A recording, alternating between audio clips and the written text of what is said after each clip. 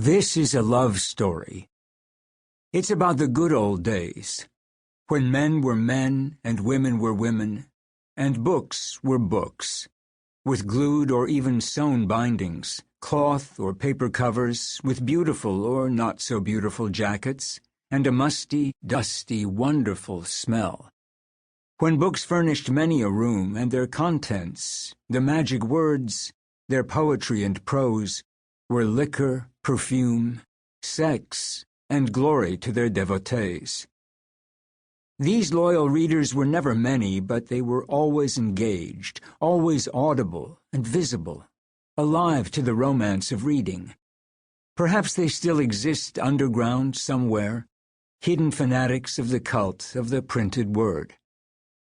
For these happy few, literature was life, and the slowly burning pages on which it took shape were the medium of their cult.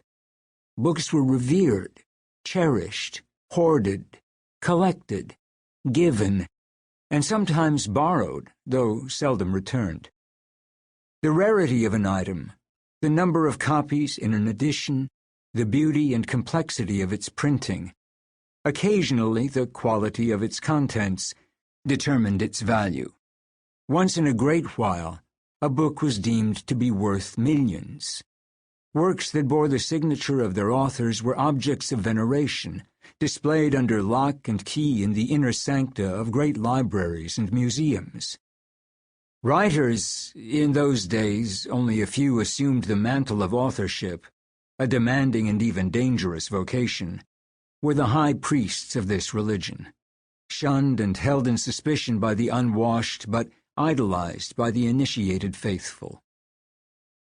This is the story of some of the truest of this religion's true believers. They came into their own in the heady days after World War II, when everything seemed possible, and in subtle ways they changed the culture they lived in, made it richer, deeper, more exciting and full of promise. Richness and depth are qualities not much in vogue in these days of speed and instantaneous transformation. Our virtual world is a flat world, and we relish this about it. We change identities at the drop of a hat. We pivot, regroup, reconfigure, reinvent. The characters in this story are different. They were loyal to their own, sometimes twisted yet settled natures, modern in the old-fashioned sense. And in their own selfish ways, they were heroes.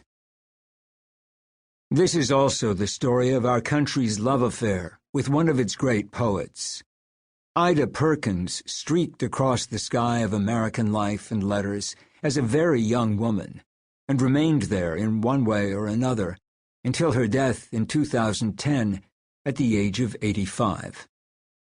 While she lived, her every word and movement was noted and commented on, lionized, bemoaned. Our critics, most of them anyway, fell down before her, but so did the commonest of common readers. She made poetry fans out of ordinary women and men, and when she died, the outpouring of national grief was such that President Obama designated her death day, which was also her birthday, a national holiday.